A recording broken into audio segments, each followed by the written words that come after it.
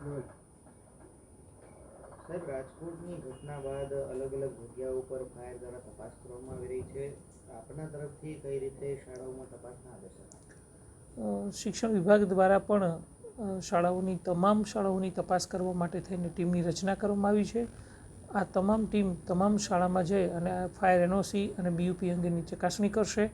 શાળાની ભૌતિક સુવિધા બાબતે પણ ચકાસણી કરશે, જેથી કરીને રાજકોટની જે ઘટના બની છે એવી કોઈ ઘટના શાળા કક્ષાએ ન બને એની તકેદારીના ભાગરૂપે તમામ પ્રકારની ચકાસણી કરવામાં આવશે.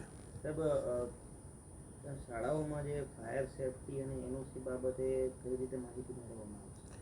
ફાયર સેફટી અને એનઓસી બાબતે સરકારશ્રીની જે ગાઈડલાઇન છે એ મુજબની ચકાસણી કરવામાં આવશે. 9 મીટર કરતાં વધુ ઊંચાઈ ધરાવતી શાળાઓની અંદર ફાયર એનઓસીની જરૂરિયાત હોય છે અને નિયમો હોય છે. નિયમોને ધ્યાનમાં રાખી તમામ સ્ટાફને એ અંગે અવેર કરવામાં આવ્યા છે. જશે શાળામાં અને તેની એ મુજબની ચકાસણી કરશે. કોઈ ઘટના બને અને કઈ રીતે પોતાનો બચાવ કરવા માટે કોઈ કેમ્પો કે એવું કંઈ? શાળા શરૂ થયા બાદ તમામ સ્ટાફને, તમામ આચાર્યોને તાલીમ આપવામાં આવશે અને તાલીમના આધારે તમામ વિદ્યાર્થીઓને પણ તાલીમ આપવામાં આવશે કે કોઈ ઘટના બને તો ડિઝાસ્ટર પ્લાન અંતર્ગત શાળામાંથી મોક ડ્રીલ કરવી અને બાળકોએ કેવી રીતે સેફ રીતે બહાર નીકળવું જોઈએ એ અંગેની તાલીમ આપવામાં આવશે.